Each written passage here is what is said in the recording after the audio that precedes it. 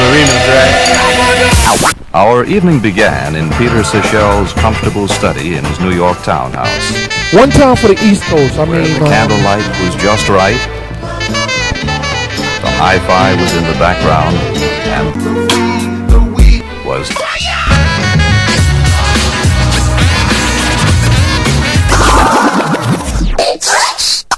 He's got clout. He's got... Today, with all the public debates even that we have, the role of artificial intelligence, ecology, abortion, and so on, are we aware that these are all signs that traditional wisdoms no longer can help us? That as ordinary people in our daily situation, we have somehow to address philosophical questions which are by their nature philosophical.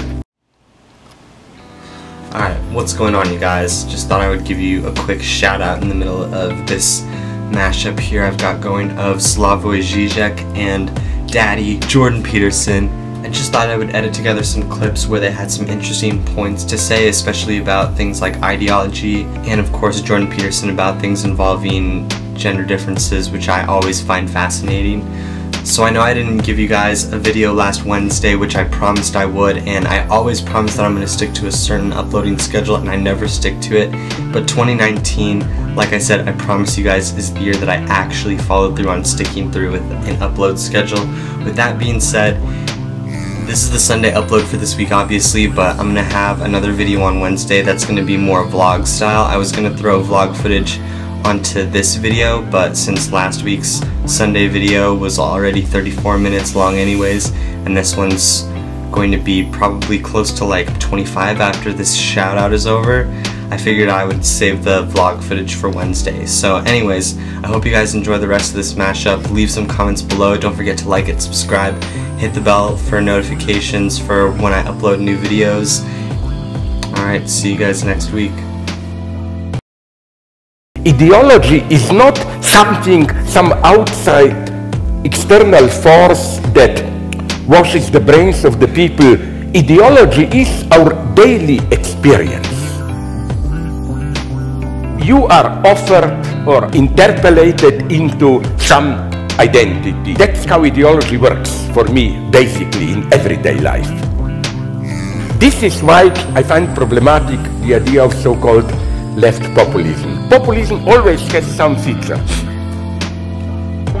It defines populism. You simplify the situation by constructing a clear figure of the enemy. And you connect with so-called anxieties, scares of ordinary people.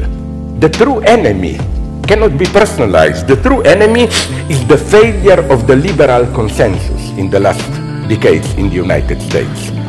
Never forget this. Every functioning democracy is based on a consensus. You can skip all the debates, antagonisms, but they always have to take place against the background of a certain basic agreement. And then we can find about, is this the best way to help our society, and so on and so on. It's like a Hegelian dialectic. Right. You know, like there's no such thing as like a truth that you're attaining. It's just kind of always unfolding. Right. That's why it's dangerous what is happening now. It's literally this consensus is disintegrating. It's a kind of ideological civil war. The unique chance of a revolutionary change, what Marx thought it was, is to connect the highest theoretical insight, historical materialism, the chance of revolution, deep understanding of history, with the concerns of and troubles of daily life of concrete people. That, like, what people experience as their deadlock resonates with the deepest insight. I don't think we are at such a situation today. And I'm not saying people, ordinary people, don't know it, but we theorists do know it. No, we know even less. But what I'm saying is this. For example, my good friend Varoufakis' answer to me was, because people are manipulated. We need just 2 weeks of open debate. I told him, are you crazy? That's the ultimate utopia. That somehow we will clear the tables, address the people with truth. No. That's why we need critique of ideology today. You're debating these people who are coming at you hostile with notes. And I think as uncomfortable as those moments are, like, who was the woman that said... So you're saying... Kathy Newman. Yeah, I think she underestimated you. I think she misinterpreted who you are, and she thought that she could come at you with this straw man sort of argument and frame your positions in a very unflattering way. It just didn't work. No. But now this woman who you had this conversation with in GQ, she was much more skilled. Yeah. She was better verbally. Yeah. Her arguments made more sense. Yeah. She seemed more reasonable, more well-read. Yeah. She was able to think on her feet quicker. But still, these are really important conversations. Well, it was a funny day because she was hostile to me the second I walked into the room. There was palpable enmity in the air right to begin with. You've done a wonderful job of avoiding those waters. And a lot of these talks that you're doing, a lot of these debates like you're having with this woman at GQ or some of your interviews, what you're doing is you're expressing yourself in a brave but very controversial way. And a lot of people are paying attention to this, but then you're backing it up. All this is rich. It's very rewarding if you could take it all in, but when it goes against what people have, their preconceived notions or their own set of beliefs that they're bringing to your conversations, to your debates, then it creates this hostile battle where what you're saying is very contrary to the way they've been living their life. Let me tell you my political philosophy. I guess I'm a social democrat. My conception of the patriarchy is not that men are beastly to women. It is that there is a structure in which women participate too that overall privileges and benefits men in order to control female reproduction. And I think those are two very different things. Is it okay for you to occupy a position of privilege in the patriarchal tyranny? And if it is it because you're female? Or is it just because it's convenient? You were talking about the necessity for consistency in ideology. I'm not hearing what you think. I'm hearing how you're able to represent the ideology you were taught. And it's not that interesting because I don't know anything about you. I could replace you with someone else who thinks the same way. And that means you're not here. That's what it means. It's not pleasant. So you're not integrating the specifics of your personal experience with what you've been taught to synthesize something that's genuine and surprising and engaging in a narrative sense as a consequence. And that's the pathology of ideological possession. It's not good.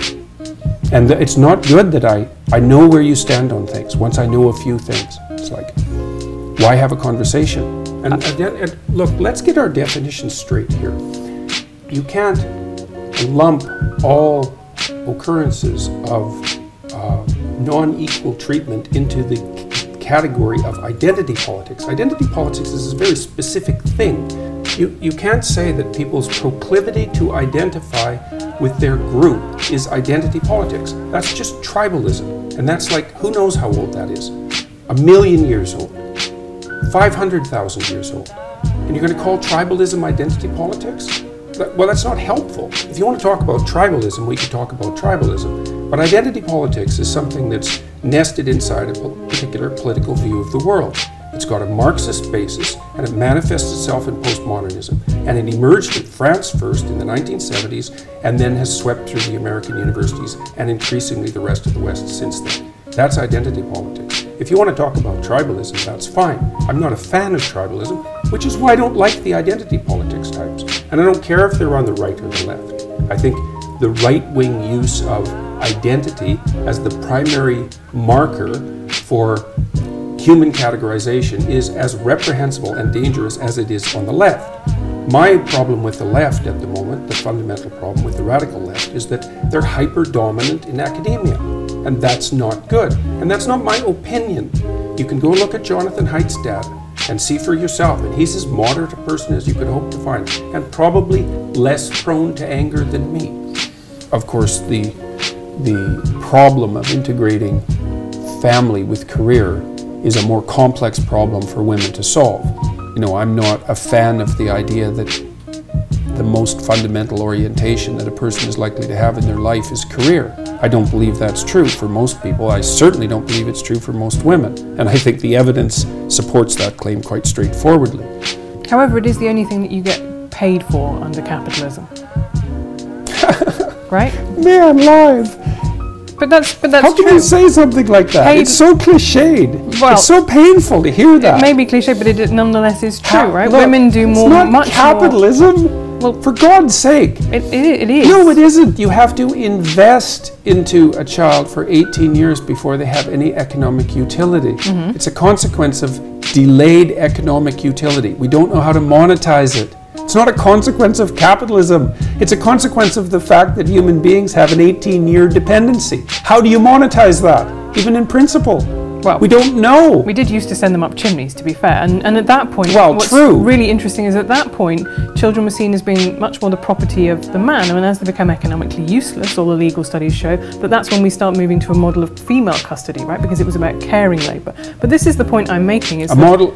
Look, I'll tell you, there are plenty of men who are not very happy about the model of female custody, and that would include the, what is it, 85% of men who are essentially denied 50-50 custody when they divorce and have young children.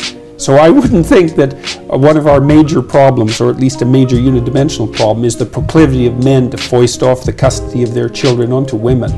There's certainly another side of that argument. That maybe there are other biological urges, such as men's propensity towards violence, that might also be overcome. Well, it's not self-evident that you want it to be overcome. I mean, you don't know what goes along with it. You know, I mean, obviously, first of all, defining violence isn't that straightforward. How about use of force in self-defense? Does that constitute violence? I think to me that's a separate category of violence. I think well, self-defense. But it's not that easy to distinguish them. Like if you're, what you want to do with a child who's aggressive is socialize them so that they become sophisticated in their manifestation of their aggression.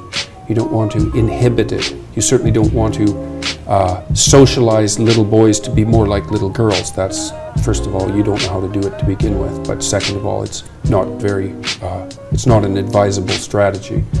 So. Well, I found that really interesting, because in the book you say that actually if you feminize men, that might give them more of a, you know, might have more of an allure towards, you know, these very fascistic ideologies. Oh, there's no doubt about that. That's standard psychoanalytic. That's like psychoanalysis 101. If you repress something, it comes back with a vengeance. Okay, so tell me what you mean by feminizing in that sense. Because to me, if you don't mind me saying so, you are a man who is quite feminine. You're in touch with your feminine side. You are very well dressed. You talk a lot about your diet. You've talked about your emotions. I hate talking about my diet. Right, but you cry in public.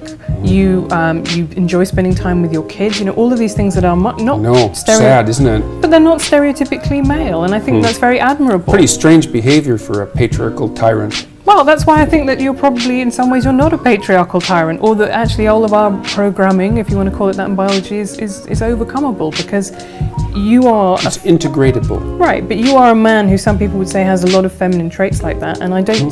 Do you think that means that you are now being in the allure of authoritarian fascistic ideologies because you're baking cakes? Oh, I notice the allure. And then what do you do with that? Work to live such that there's no temptation in that, which is also what I recommend to everyone else. Right. Jordan Peterson was at the Union last week. I know, our great spiritual man. Yeah. But you know, where do I more fundamentally disagree with Peterson? Hey, just send me a message where I'm gonna come. Come here. Send me a message, like location, I'm gonna come. Whatever you want, doesn't matter. Ireland, New York, Brooklyn, or Moscow, doesn't matter. Tell me. Where? Those are the big questions. Those are the questions we're gonna get answered very, very quickly. There's a lot of questions in this. There's so many questions. Oh, and we're getting answers soon. With that setup, there ends the wait for the biggest fight in history.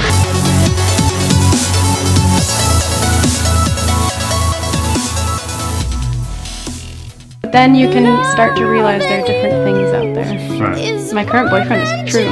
My ex-boyfriend. Your ex-boyfriend? Yeah. Is he? Yeah. I just want you to know, girl, that So the only people who support Lindsay are 40-year-old white dads. Yeah. No, it's that's not true. Like, maybe those are the people who feel the most comfortable, but, you know, if I was fat and ugly, you know, maybe the story wouldn't have had much traction.